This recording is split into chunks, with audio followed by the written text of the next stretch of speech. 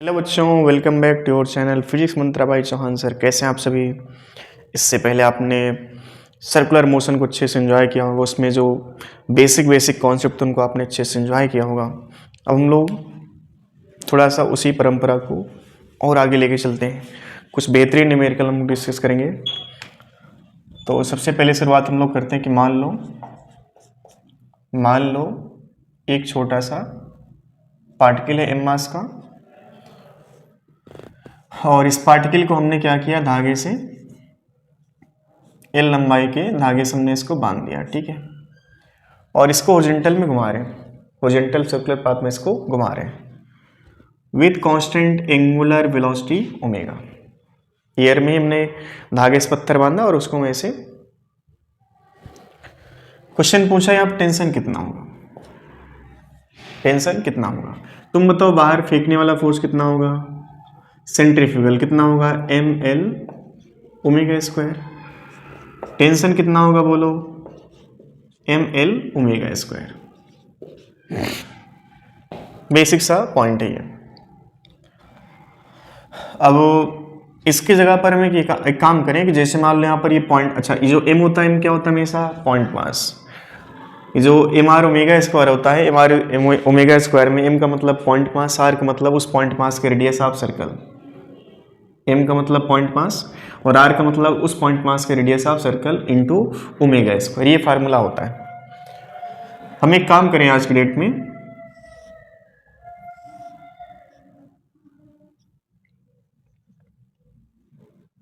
ठीक है, एक काम करते हैं कि एक रस्सी मान ली हमने, एक क्या मान लिया, रस्सी, ठीक है, रस्सी जिसकी लंबाई एल है, मास एम है, और इस रस्सी को आपने कांस्टेंट एंगुलर वेलोसिटी ओमेगा से घुमाया, कांस्टेंट एंगुलर वेलोसिटी ओमेगा, ठीक बा। अब क्वेश्चन ये पूछा कि इस रस्सी में हर एक पॉइंट का टेंशन कैसा होगा, सेम होगा, अलग अलग, तो आंसर होगा अलग अलग, क्योंकि tension M L omega square. तुम ये सोचो कि जो एल होता है, रेडियस होती है, रेडियस हमेशा एक्सिस ऑफ रोटेशन से, अगर इस रस्सी में पॉइंट मास हम बनाए तो कितने पॉइंट मास बन सकते हैं बोलो, इनफाइनाइट।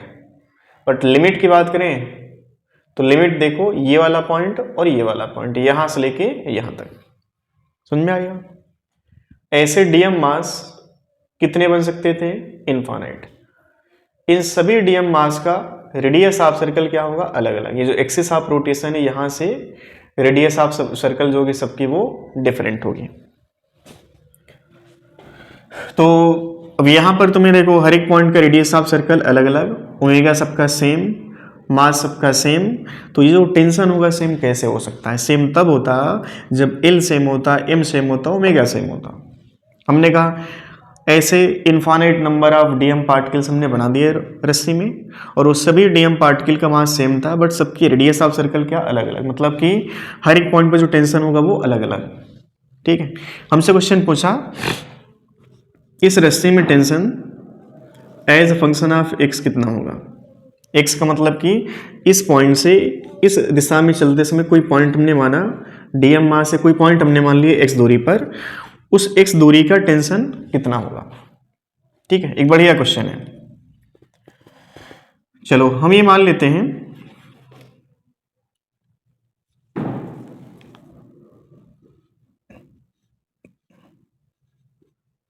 ये एक डीएम मास, ठीक है, ये एक डीएम मास। अब इस डीएम मास पर एक्स पे चल के मान लेते हैं डीएम मास है डीएक्स थिकनेस में, जो डीएम मास कितने थिकनेस में है, डीएक्स। और इस रस्सी का जो मास है, मास की जगह पर लिम्डा मान लेते हैं, इस रस्सी का लिम्डा, चूंकि लिम्डा भी तुमको पता होना चाहिए, लिम्डा केजी पर मीटर। लिम्डा क्या है, मास बाय में लेंथ, इसको हम कहते हैं लीनियर मास डेंसिटी। चलो इस वाले एलिमेंट को थोड़ा जूम करके देखो, जो डीएम मास आपने सोचा है, इस डीएम मास पर टेंशन अंदर बन रहा होगा, टेंशन बाहर, ठीक है। अरे भाई, इसको अंदर भी पार्टिकल खींच रहे होंगे, इसको बाहर भी खींच रहे होंगे, फील करो इस चीज को। ये डीएम मास अंदर के जो पार्टिकल्स, अंदर का जो मास है वो अंदर का मास खींच रहा होगा और बाहर वाला भी खींच रहा होगा। क्या दोनों इक्वल होंगे? इक्वल दोनों अभी नहीं होंगे, क्योंकि एक बात तुमको ये पता है कि इस डीएम मास पर बाहर एक सेंट्रीफ्यूगल फोर्स भी लग रहा होगा। कितना लग रहा होगा? बोलो बोलो बोलो। DM into x into omega square. बाहर टेंशन मान लो T2 है, बाहर टेंशन क्या मान लिया हमने? T2, अंदर टेंशन क्या मान लिया? T1। अब ये डीएम मास क्या अपनी जगह पर फिक्स होकर के सर्कल में गोल गोल घूम रहा, तो जो बाहर टोटल फोर्स लग रहा है अंदर टोटल लगने वाले फोर्स के इक्वल होना चाहिए, तभी डीएम मास क्या होगा? अपनी जगह पर फिक्स होकर के सर्कल में रिवॉल्व करेगा। चलो क्या लिखेंगे हम? T1 बराबर T2 plus DM x omega square. बोलो क्या मिला? T1 minus T2 DM x omega square.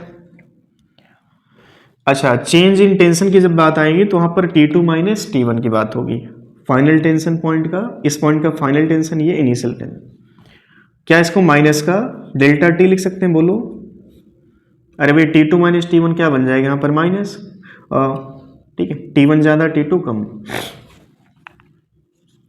तो उल्टा लिखने पर माइनस का delta T DM x omega square. चूंकि छोटे से एलिमेंट में तुमने टेंशन ढूंढा तो जो चेंज इन टेंशन आएगा बहुत ज़्यादा नहीं आएगा, उसको हम कहेंगे माइनस का D T into DM into x into omega square. यहाँ तक आई बात समझ में? अब समझो, minus D T is equal to DM बराबर क्या बना? बोलो lambda into D x into x into omega square. अब तुम्हें क्या करना है? इसको इंटीग्रेट करना है, और जब इंटीग्रेशन होगा तो कुछ लिमिट भी तुम सोचोगे। ठीक है, ये जो x तुमने सोचा है यहां पर सोच सकते थे, x यहां पर सोच सकते हो। यहां पर x का वैल्यू क्या लिखोगे? बोलो 0। यहां पर x का वैल्यू क्या लिखोगे? अगर लेंथ l है तो x का वैल्यू यहां पर क्या बन जाएगा? l बन जाएगा। यहां पर x का वैल्यू क्या बन जाएगा? 0। बट x बराबर 0 पर t बराबर 0 है क्या? टेंशन रस्सी में सबसे ज्यादा कहां पर होगा? टेंशन सबसे ज्यादा इस वाले पॉइंट पर होगा, क्योंकि इस पॉइंट के पीछे जितना भी मास है वो सभी मास क्या करेगा? इसको बाहर खींचेगा। इस वाले पॉइंट को जितना भी रस्सी का मास है वो बाहर क्या करेगा? खींचेगा। तो यहां पर टेंशन सबसे ज्यादा। आप आगे बढ़ो, देखो इसको इधर वाला मास खींचेगा, समझ में आ रही बात? तो इधर वाला मास जब खींचा तो टेंशन यहां पर थोड़ा सा इससे कम बना होगा। जब यहां पर तुम पहुंचोगे ये वाला पॉइंट, जब x बराबर l पर आओगे तो इसको खींचने वाला बाहर कोई नहीं बचा। ये वाला पॉइंट टेंशन 0 पर रह सकता है, लेकिन ये पॉइंट टेंशन 0 पर है, हमको इसके बारे में नहीं पता। अब यहां पर टेंशन है कितना उसके बारे में को पता ही नहीं। हम ये कह सकते हैं कुछ x पे चल के जो टेंशन होगा वो t रहा होगा, लेकिन यहां पे टेंशन कितना हो गया? 0। तो लिमिट आप देखो 0 से स्टार्ट नहीं करोगे। अगर x बराबर 0 रखा तो टेंशन है कितना इसका तुम्हारे पास कोई कैलकुलेशन अभी नहीं है। समझ में आ रही बात? तो हम जो है x का जो लिमिट है वो 0 से स्टार्ट ना करके हमने मान लिया x का वैल्यू कुछ है यहाँ पर, x का वैल्यू यहाँ पर मान लेते हैं कुछ है, ठीक है, 0 नहीं है। इस x पर टेंशन t होगा। जब x का वैल्यू l हो जाएगा तब टेंशन आप कह सकते हो आंख बंद करके 0। यहाँ पर इसको, इस वाले पॉइंट को, रस्सी के इस वाले पॉइंट को कोई बाहर खींचने वाला मास है ही नहीं। समझ में आ रही बात? इस वाले पॉइंट को बाहर खींचने वाला ये मास, इस वाले पॉइंट को बाहर खींचने वाला टोटल मास। चलो देखो dt का इंटीग्रेशन क्या बन गया? t माइनस टी, और लिमिट देखो क्या बना? t to 0, 0 minus t, minus minus क्या बन गया? प्लस। तो प्लस का t lambda into D x into x into omega square. बोलो omega square d x, x square, x का इंटीग्रेशन क्या बन गया? बोलो एक्स स्क्वायर, और लिमिट क्या बन गया? बोलो L square minus X square.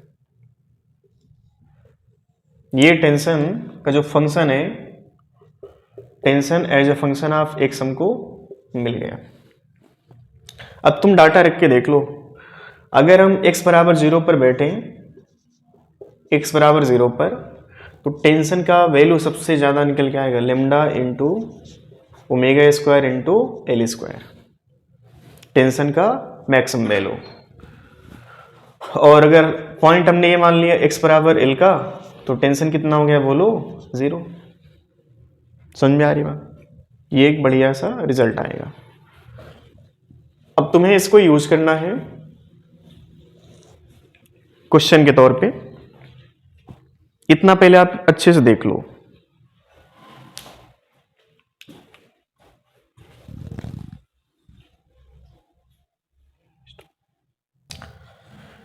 तो इसको नोट कर लिया। चलिए इससे एक बढ़िया सा क्वेश्चन बनाते हैं इसी कॉन्सेप्ट पर बेस। इसको करने के दो तरीके हैं, बट वो दो तरीकों में से जो सेकंड मेथड होगा वो थोड़ा सा गंदा होगा, ठीक है। अब रस्सी की जगह पर जैसे क्वेश्चन में क्या, मान लो एक रॉड है, इसको कांस्टेंट एंगुलर वेलोसिटी ओमेगा से हम घुमा रहे हैं। तो हमारे पास इस रॉड में या रस्सी में दो पॉइंट थे, एक था L/4 दूरी पर और एक मान लेते हैं 3L/4। ये है 3L/4 दूरी पे, ठीक है। तो ये पूछा गया कि टेंशन का जो रेशियो होगा T1/T2। रॉड है, रॉड का जो मास है, मास पर यूनिट लेंथ, ये λ kg पर मीटर दिया है, ठीक है। और लेंथ यहाँ पर इसकी L है, लेंथ L। तो स्क्रीन को पॉज करना तुम, और इसको तुम ये सॉल्व करना कि तुम्हें जो बताना है यहाँ पे T1/T2, ठीक है।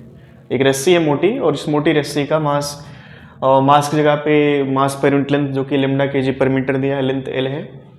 यहाँ पर इस एंड से, जिस एंड से हम पकड़ के घुमा रहे हैं इसको, उस एंड से L/4 3L/4 पर दो पॉइंट है। इस पॉइंट पर हमको टेंशन बताना है। पहला पॉइंट तुमको ये पता होना चाहिए कि जो T1 होगा T2 से ज़्यादा होगा, ठीक है।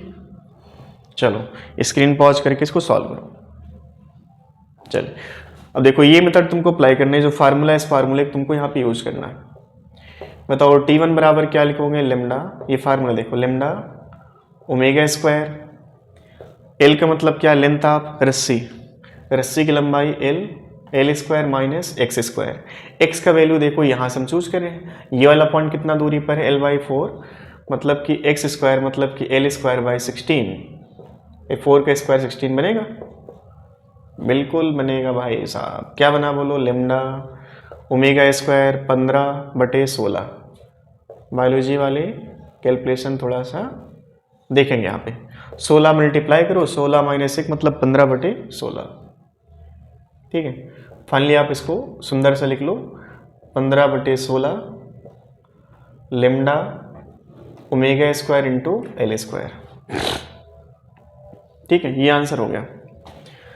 चलो T2 बताओ कितना होगा, बोलो बोलो। T2 क्या लिखोगे, lambda omega square L square minus X square. X का वैल्यू बोलो बोलो बोलो, एक्स का वैल्यू 3L/4। 3L/4 का स्क्वायर मतलब कि 9 L स्क्वायर बाई 16।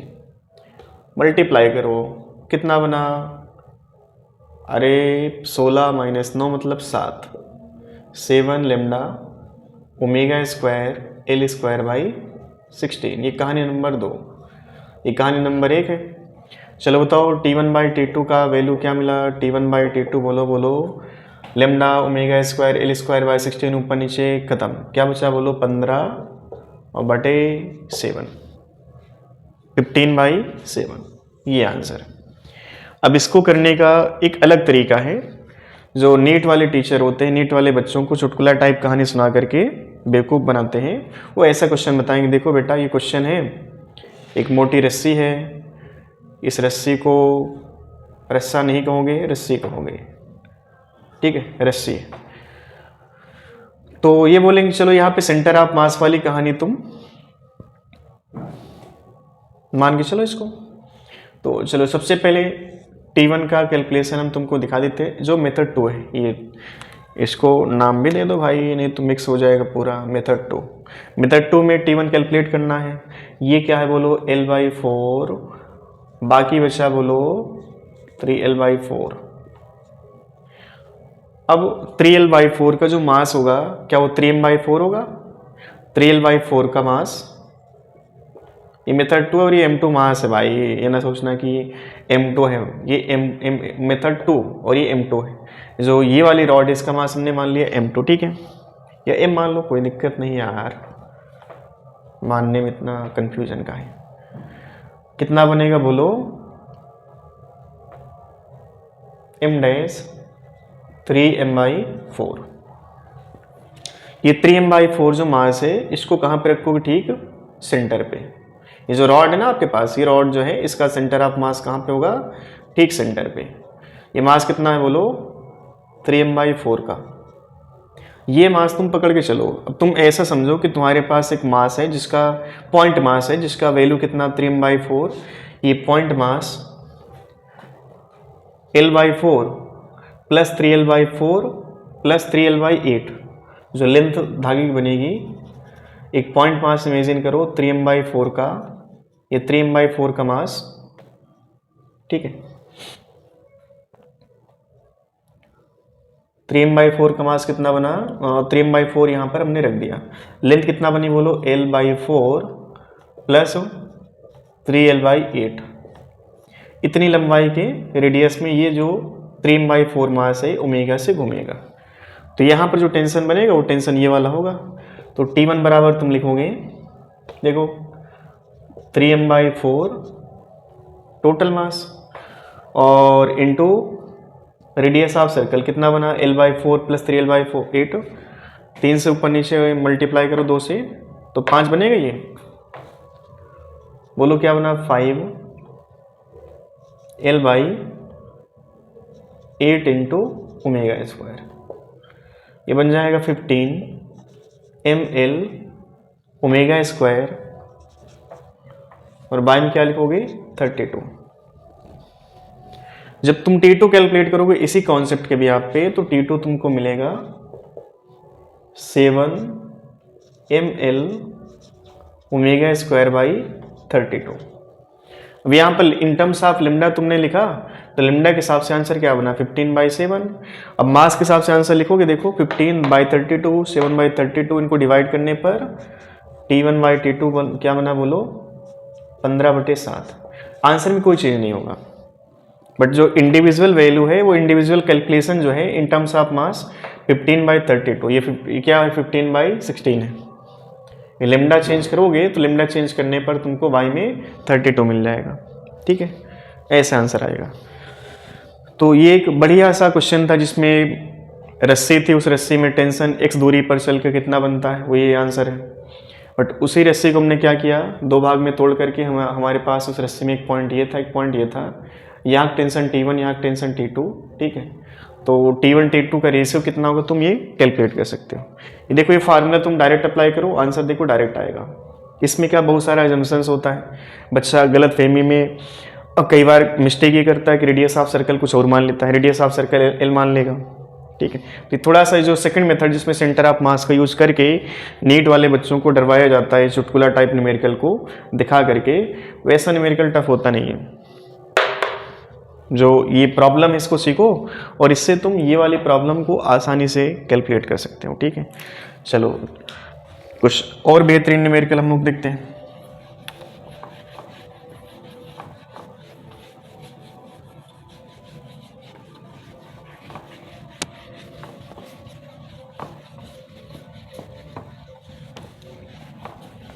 ये आपको होमवर्क हम दे रहे हैं,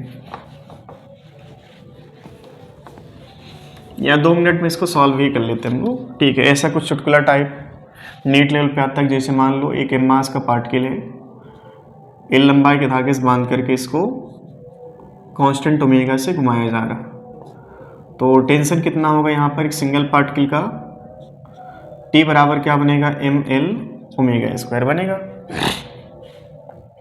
अगर हम ये कहें कि यहाँ पर 2 पार्टिकल हैं, ये 2 पार्टिकल ऐसे हमने, ये दोनों पॉइंट मास है, ठीक है, L लंबाई में हमने इनको क्या किया, बांध दिया ऐसे, और इस पूरे सिस्टम को कांस्टेंट ओमेगा से घुमाया जा रहा। इस वाली रस्सी में टेंशन मान लो T1 है, इस वाली रस्सी में T2 है। क्वेश्चन पूछेगा T1 T2 का वैल्यू क्या होगा। तुम ये बताओ कि T1 जो बनेगा वो ज़्यादा बनेगा, क्योंकि T1 पर टेंशन ज़्यादा क्यों बन पा रहा, क्योंकि ये वाला मास भी इसको बाहर खींचेगा और ये वाला मास भी इसको बाहर खींचेगा। समझ में आ रही बात? तो इस वाले पॉइंट पे टेंशन ज़्यादा होगा। समझ में आ रही बात? चलो अब ये बताओ कि T1 का कैलकुलेशन क्या करोगे। T1 बराबर क्या लिखोगे, m into L into omega square.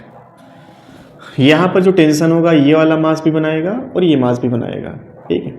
ये जो मास है किस रेडियस में घूमेगा, एल रेडियस में, तो जो टेंशन ये वाला होगा इसके लिए सेंट्रीपिटल फोर्स का काम करेगा।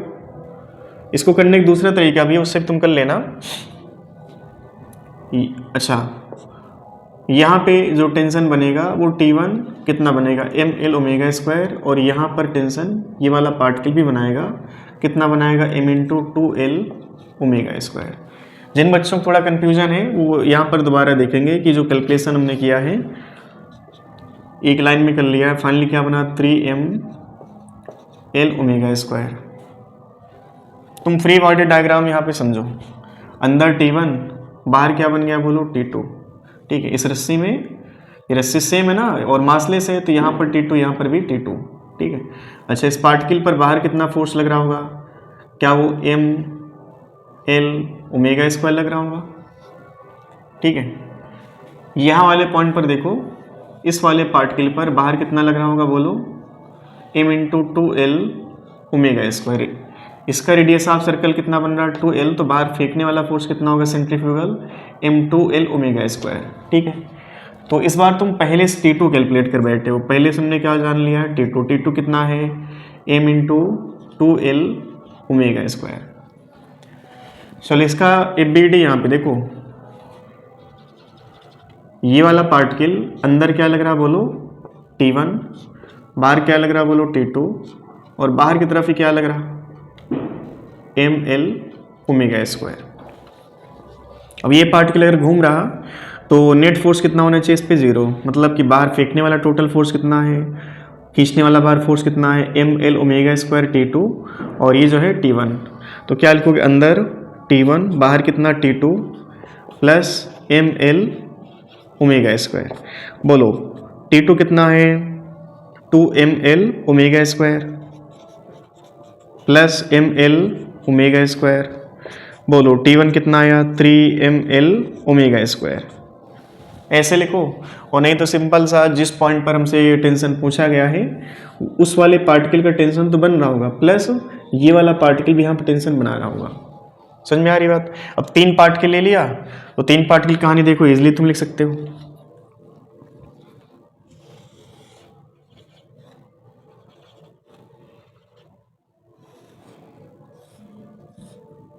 ठीक है, ये 3 पार्टिकल मान लो ऐसे,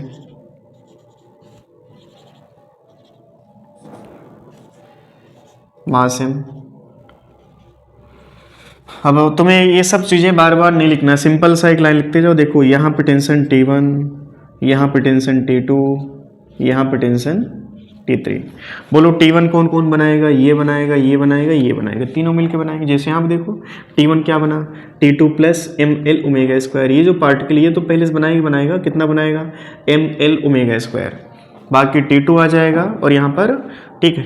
जब इसको कैलकुलेट करोगे तो ये तो ml ओमेगा स्क्वायर बनेगा प्लस T2 प्लस T3।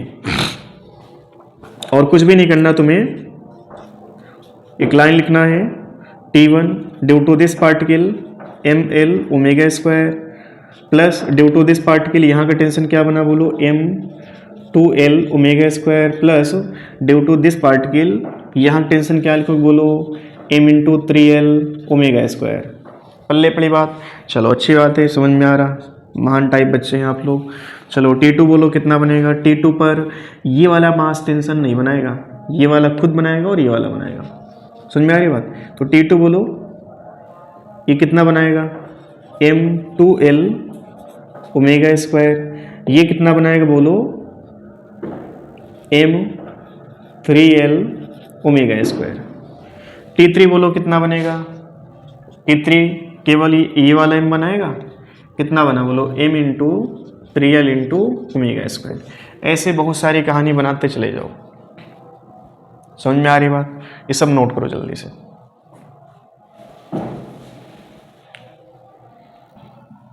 तो ये क्वेश्चन देख लो अच्छे से, इसमें कहीं कोई डाउट है तो कमेंट करके बताओ। बेसिक फंडे इनमें कोई खास रॉकेट साइंस नहीं है, ठीक है। चलिए कुछ बेहतरीन न्यूमेरिकल और हम लोग करते हैं। फ्रिक्शन वाली जो बात है उसको आप बहुत अच्छे से नोट करिएगा। फ्रिक्शन को फिजिक्स आती है और इसलिए फ्रिक्शन अपने आप को इस तरह से एडजस्ट करेगा ताकि ब्लॉक का रिलेटिव वेलोसिटी क्या हो, 0। और उस रिलेटिव वेलोसिटी ख़त्म करने के लिए कई बार फ्रिक्शन सेंट्रिपिटल का रूप ले लेता है, कई बार वो टेंजेंशियल का रूप ले लेता है और कई बार दोनों का रूप ले लेता है, ठीक है। तो उसी पर बेस जैसे मान लो एक बढ़िया सा छोटा सा बढ़िया सा चुटकुला टाइप न्यूमेरिकल, एक मान लो टेबल है, ये क्या एक तो टेबल, ठीक है, ये एक टेबल है और इस टेबल में एक सेंटर पर एक होल है, इस होल से एक धागा ऐसे नीचे लटक रहा, ठीक है, एक धागा ऐसे नीचे लटक रहा। इस धागे में एक छोटा सा हमने पार्टिकल बांध दिया m मास का, ठीक है, m मास का एक पार्टिकल है और एक सेम m मास का पार्टिकल धागे का जो दूसरा सिरा है उससे बांध करके हमने यहाँ पर रख दिया। स्पेस है, होल है और जो टेबल है अपनी एक्सिस के अबाउट जो है रोटेट कर रही है, ठीक है। ये भी m मास का है, यहाँ पे फ्रिक्शन भी बैठा है। क्वेश्चन है कि अगर हम टेबल को कांस्टेंट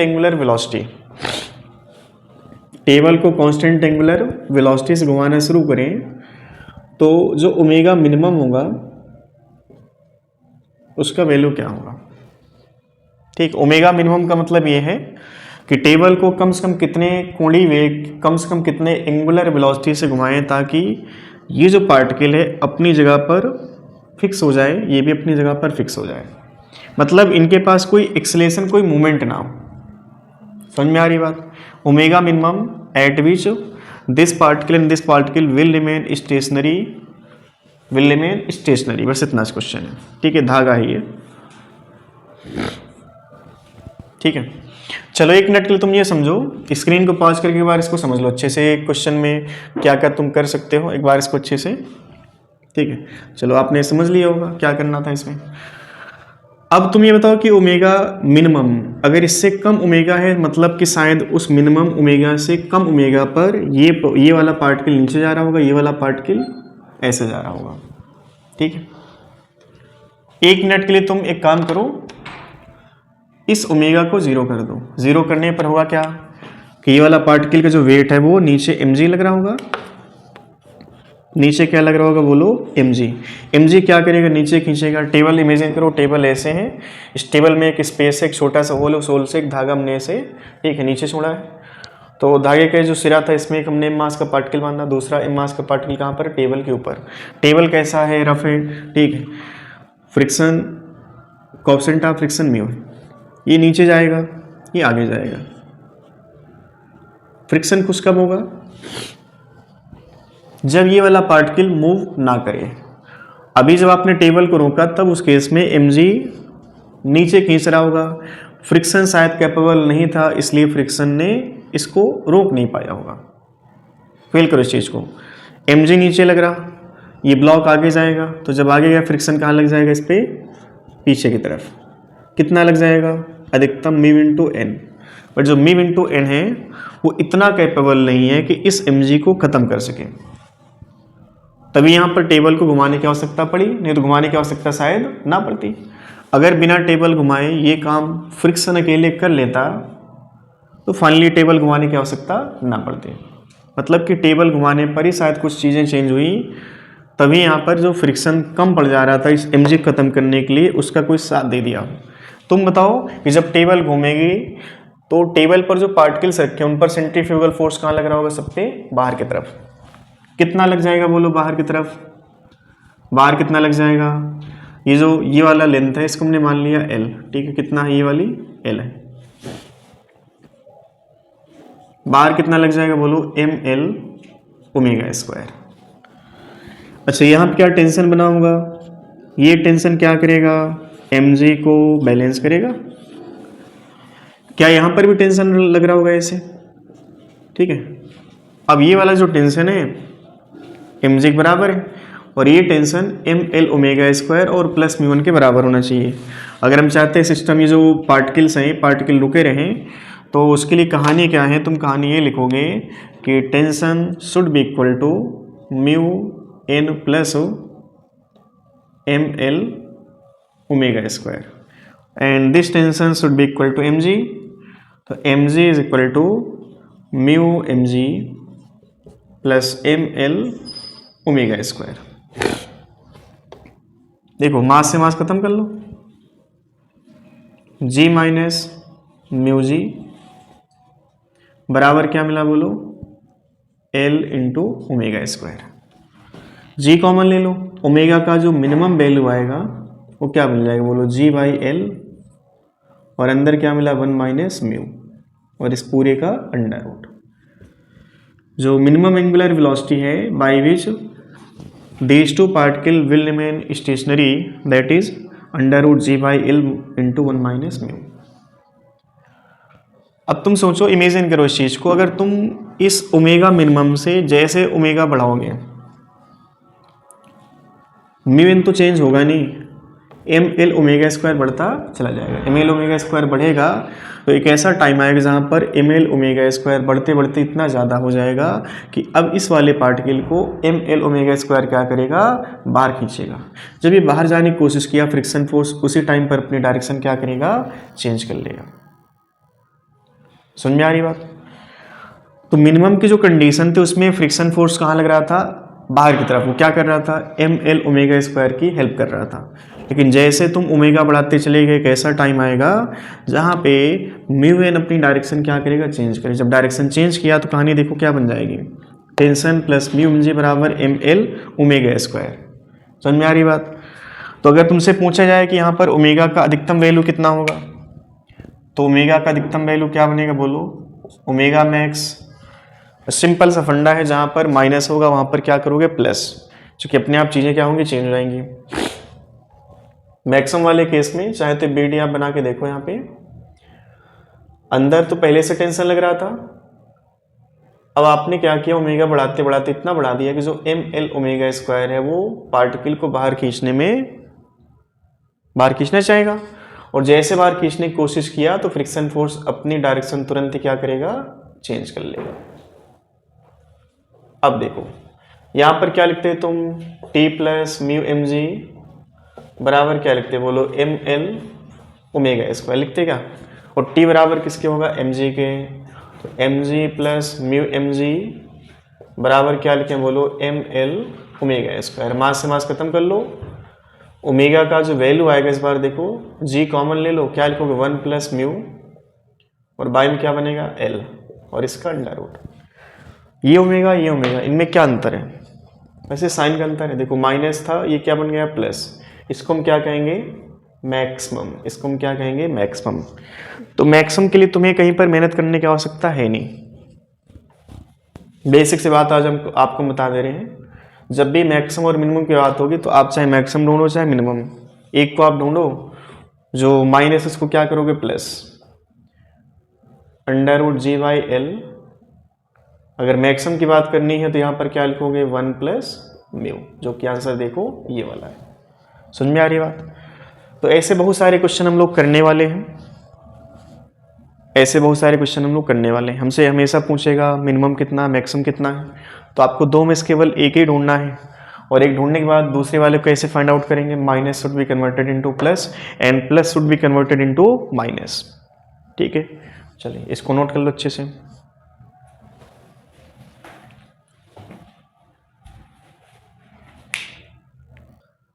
चलिए इसी पर बेस हम लोग एक क्वेश्चन और कर लेते हैं। ये अच्छे से क्लियर हुआ होगा।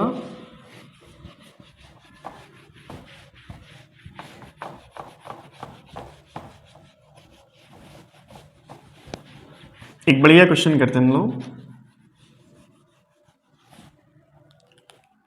जैसे मान लो कोई एक हेमिस्फेरिकल बाउल है, एक बढ़िया क्वेश्चन है ये। एक हेमिस्फेरिकल बाउल। बाउल के अंदर क्या कहते हैं हम लोग? कटोरा। और कटोरे का जो पर्पज होता है वो कई जगहों पर काम आता है, ठीक है। अब नहीं पढ़ोगे, डॉक्टर या इंजीनियर नहीं बनोगे, तो इसी कटोरे में जो फिजिक्स आज तुमको दिख रही है, इस कटोरे में कुछ तुमको चवन्ने ठन्ने टाइप जो है चिल्लर मिलेंगे इसमें। अगर इसमें फिजिक्स तुमने अच्छे से ढूंढ ली तो कल की डेट में इस कटोरे में तुमको बहुत सारे डॉलर या जो भी है पैसा तुमको दिखेगा, ठीक है। तो बीटेक करोगे, बीटेक करने के बाद तुम बाहर जाओगे, तुम रुपये में बात नहीं करोगे, डॉलर में बात करोगे, हमारे पास इतने डॉलर हैं, ठीक है।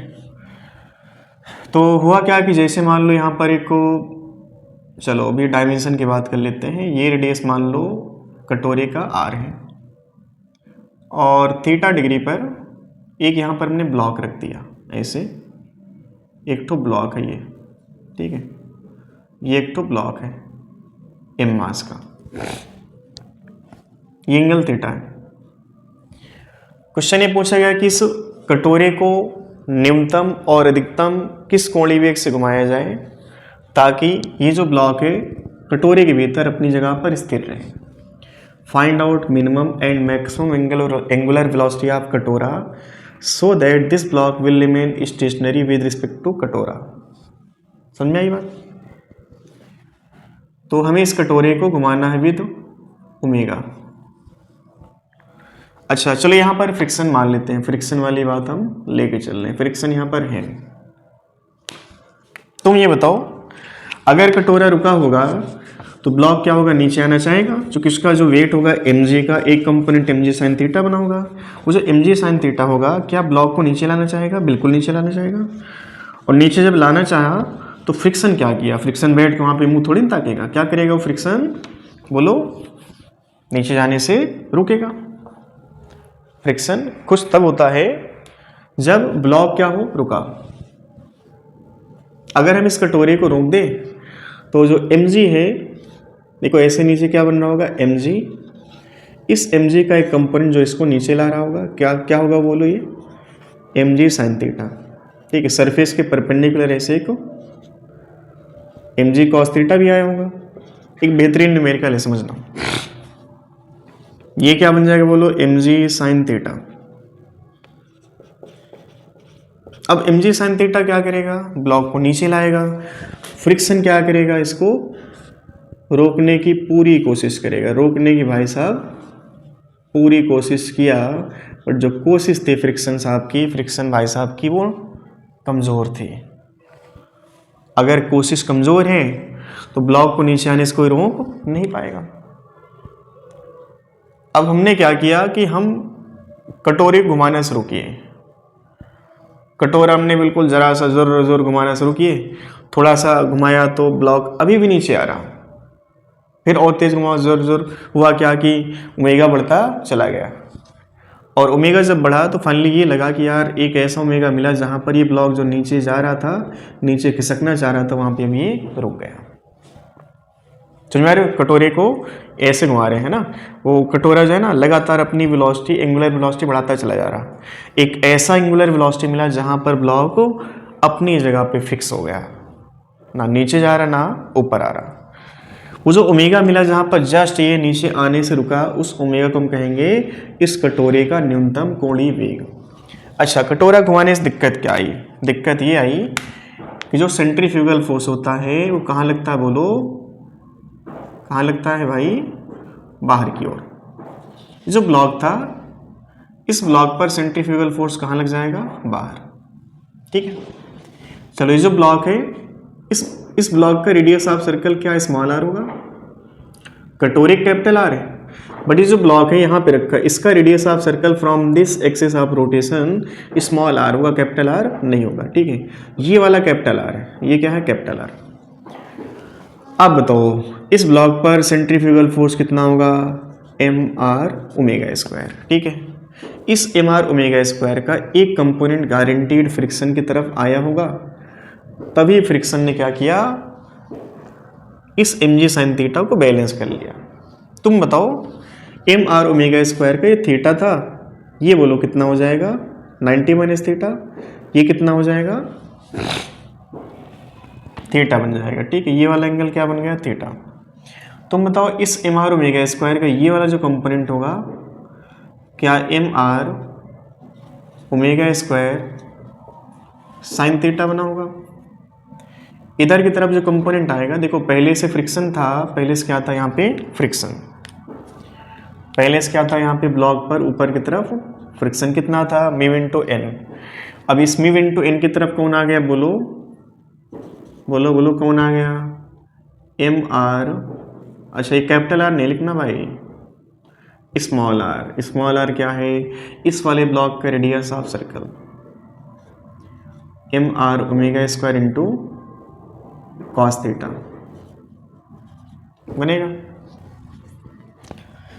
चलो ये वाले दोनों फोर्स हैं, ये सरफेस को शायद परपेंडिकुलर दबा रहे हैं, ये दोनों किस में कन्वर्ट हो जाएंगे नॉर्मल रिएक्शन में। ठीक है, तो सबसे पहले इस पूरे कहानी में ब्लॉक रुका है। ब्लॉक रुका तब होगा जब एम जी साइन थीटा नीचे लाने वाला फोर्स और इसके अपोजिट लगने वाले फोर्स कौन कौन से mu N plus M R omega square into cos theta.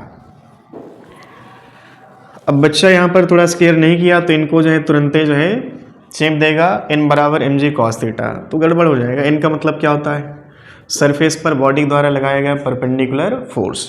तो बताओ M R omega square sine theta M G cos theta दोनों मिलकर क्या नॉर्मल दे रहे हैं, तो नॉर्मल तुम लिखोगे यहाँ पे M R omega square sine theta plus M G cos theta. ठीक है, ये एन यहाँ पे रखो। अब तो बनेगा हमारे पास इक्वेशन एम जी साइन थीटा की बराबर म्यू इंटू ये पूरा क्या लिखोगे बोलो नॉर्मल की जगह पे M R omega square sine theta plus M G cos theta plus M R omega square into cos theta. Omega हमको ढूंढना है, ओमेगा हमको ढूंढना है। ठीक है, चलो ये म्यू अंदर भेजो, क्या मिलेगा एम जी sine theta mu M R omega square sine theta plus mu M G cos theta plus M R omega square cos theta. दोनों साइड से मास कैंसिल आउट कर लो, मास कैंसिल आउट हुआ।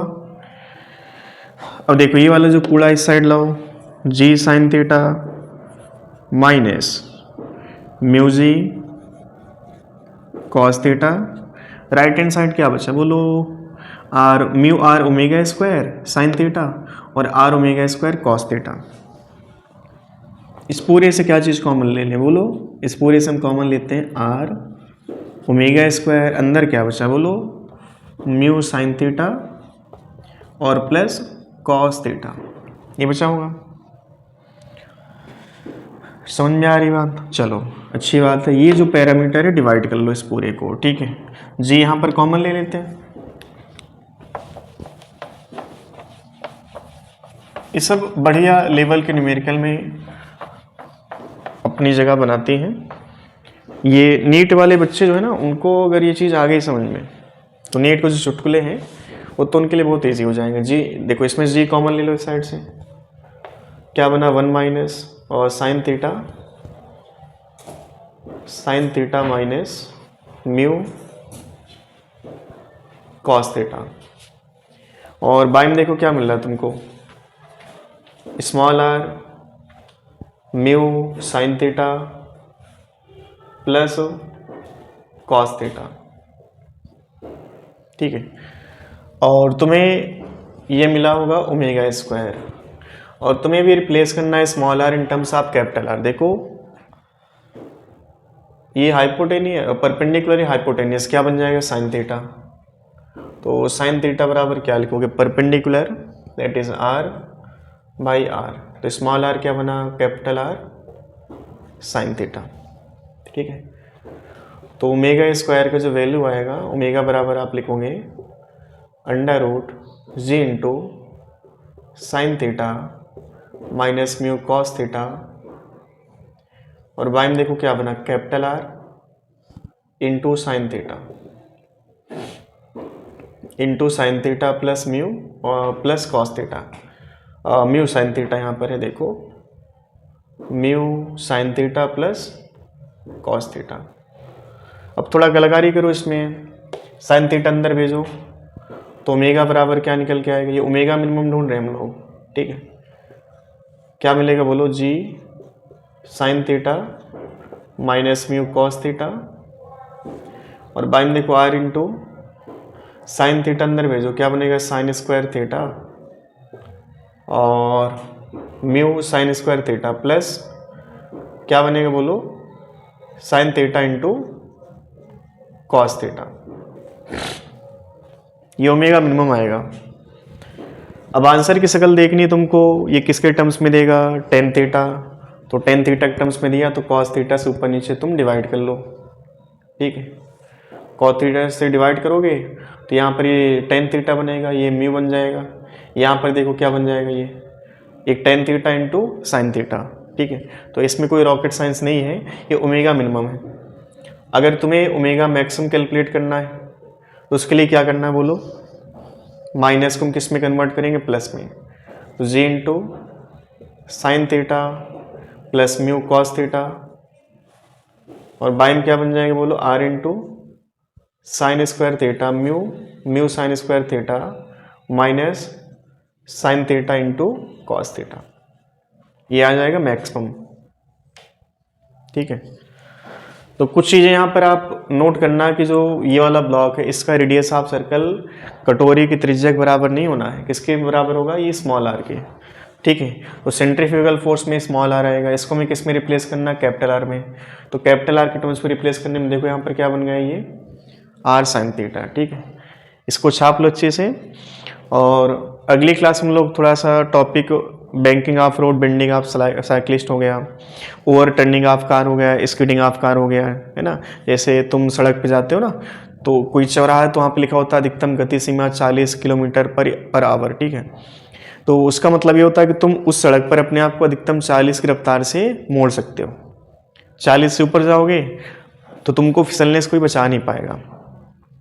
फ्रिक्शन होता है बचाने के लिए, लेकिन अगर तुम एक लिमिट से ज़्यादा फ्रिक्शन से सेंट्रीपिटल फोर्स मांग लोगे तो कहेगा कि अब हमारे बस में नहीं, तुम जो है अब निपट जाओ, ठीक है। वो सारी बातें 3-4 टॉपिक है, वो हम लोग अगले लेक्चर में कवर करेंगे। तो आज कितना लगते हैं हम लोग, चैनल को सब्सक्राइब करें, शेयर करें, थैंक यू।